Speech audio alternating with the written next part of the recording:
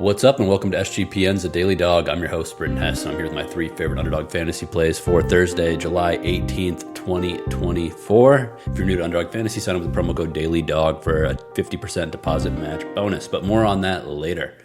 Let's get right into the plays for today. We're starting out with tennis, and these are going to be starting about 9:30 a.m. Pacific, 12:30 p.m. Eastern.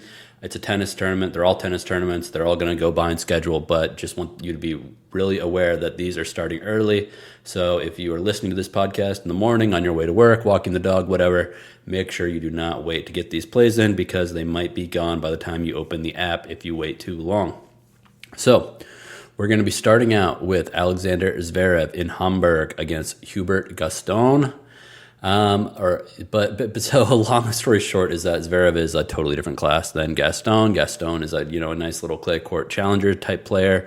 He's made, he's won a couple matches here and there, made a couple runs in ATP events, but he's just not even close to the same level as Zverev. Zverev is a class of his own in this match at number 4 in the world, and he's every bit of number 4 in the world. Like, that's not a lot of people who don't know much about ATP rankings, you'll see a guy who just gets crushed back-to-back tournaments and they're still top 10. Well, the way that the points stick around from winning a tournament for literally a full year. So if you lose, it's not like you drop that week unless somebody who came out of nowhere and took those points that you did not pick up in that tournament. So Zverev should be able to win this one in straight sets against Gaston. Gaston, I don't think he's going to try to be a hero here. Zverev is defending points at this tournament. He won this tournament last year. He's a German. This is in Hamburg. He should win this in straights 90% of the time. So I'm taking Alexander Zverev to win or to lose lower than half of a set against Hubert Gaston in Hamburg in Germany. Next, we're going to a women's match in, let's see, is this one? Yeah, this one's in Palermo. We're going to Jaqueline Cristian against Lucia Bronzetti. This one is at 11 a.m. Pacific, so 2 p.m. Eastern, a little bit later. But again, if you're trying to put these three plays together, they're all reduced multipliers for the most part. So you kind of need all of them to get bang for your buck. So this match between Jaqueline Cristian and Lucia Bronzetti, I'm playing higher than 21.5 games played. That is on the Christian tab on Underdog because she is a slight favorite in this match. So yeah, I'm taking Cristian higher than 21.5 games played against Bronzetti. These are pretty evenly matched competitors. I mean, this is pretty close to a pick'em match right here. And I just think that this match has a high likelihood to go 3 sets. If it goes 3 sets, more often than not, you're going to get more than 21.5 games played. Obviously, the minimum amount of games played in a set is 6. So, if there's 3 bagel sets, which would be pretty hilarious, it will stay under. But let's be real, that's not going to happen. There's not going to be 3 bagel sets, and I do believe this goes 3. With this going 3, that means that we are going to get higher than 21.5 games. And you can get higher than 21.5 games in 2 sets, too. If you get some tie breaks or if you get, one tie break or a 12-game set and a 10-game set, you're there anyway in 2. But in 19 clay matches... let's see. Last week Bronzetti was playing a clay challenger tournament in France. In 3 of her, she won 3 sets in 4 of her 5 matches in that tournament. And that was against less than stellar competition. So again, it's like the match we had yesterday with the men where we took it over, where I just feel like that these are competitors that aren't necessarily going to be going balls to the walls in the first set. So they might feel each other out a little bit and then really try to amp things up once they get to the second set. So again, higher than 21.5 games played for Jaqueline Cristian in Palermo. Our last tennis match. Oh wait, actually, I got another little fun fact in there. So Cristian's played 19 clay matches at all levels since April. She's gone higher than 21.5 games in 14 out of 19. So again, that's really a good indicator for this being a longer match. But that's the last stat I have for that one. So if you're tracking at home, we've got Alexander Zverev lower than 0.5 sets lost versus Hubert Gaston. Then we've got Lucia Bronzetti versus Jaqueline Cristian. The play is Jaqueline Cristian higher than 21.5 games played. Lastly, we're going to another female match, and this is also in Palermo. Qinwen Zheng against Petra Martic. This is going to be lower than half a set loss for Zheng. Zheng has had a very rocky season since a really awesome performance in the Australian Open to start off the year. That said, this is more about fading Martic. Martic has been so hard to trust. She has not performed in basically any tournament. She's had multiple, like 3, 4, 5 match losing streaks already this year. And she just really hasn't been that competitive. You know, she was kind of always a middle of the pack player for a lot of her career. About 2 years ago, she kind of really turned it on and was kind of turning heads, winning some tournaments, making some deep runs. But this year, she has taken a huge step back. Just on pedigree alone, Zheng should be able to steamroller here. If Zheng's serve is working early in this, then it's going to be a disaster. I mean, it could be 6-2, 6-2 for all I know.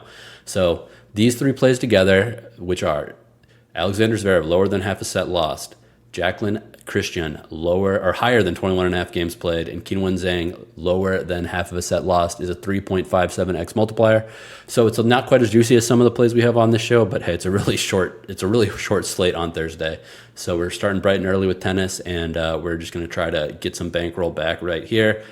If you've tailed yesterday, I'm sorry. Our tennis plays, of course, came home without really much of a sweat. You know, once it was pretty well known that the Rublev match was going to a third set, I know that he was going to have higher than 6.0 aces plus double faults.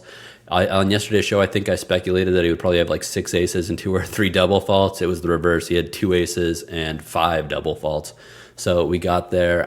With him just being sloppy on his serve. But again, I just thought that number was way too low for him on clay. So that was nice to get home.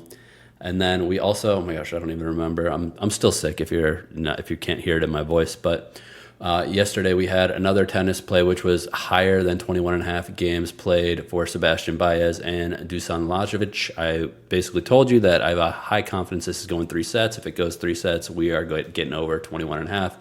And that is exactly what happened. So that was all awesome. And then we had to wait a couple hours for the last play of the day to show up, which just happened to be Caitlin Clark, Caitlin Clark is getting on the do not use list on Underdog for me. If you're newer to this show, you don't know what she did last time she hurt me. But this time, I mean, she was at 20.5 points yesterday. I took lower just because, again, I know that the Wings are a bad team. They have a bad defense, and they allow a lot of players to put a lot of points up on the board. That said, I just thought that we were kind of putting the cart before the horse with putting this number up for Caitlin Clark in any matchup.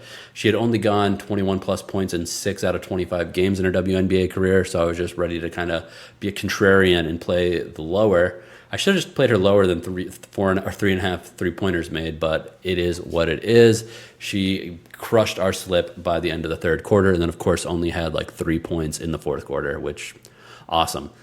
So that really stunk because that 6x multiplier would have done a lot for getting our show slips back on track. But, you know, that's going to happen. And if you want to know the extended story on why Caitlin Clark is already on my you-know-what list, it's because on July 2nd, I did a promo play when she had a reduced point total of 13.5. It was a discount, you know, kind of the underdog version of Taco Tuesday. And I had 3 other plays with her, and it was a 10x multiplier, or 9.9x to be exact, and the other 3 plays all came home, and Caitlin Clark scored 13 points. She didn't get over 13.5. So when I need her to score 14 points, she can't do it. When I need her to stay below 21 points, she goes to 24. But, you know, live and learn. We will keep on grinding these WNBA and tennis plays, and then obviously I can't wait till Friday when we get our MLB back on the board.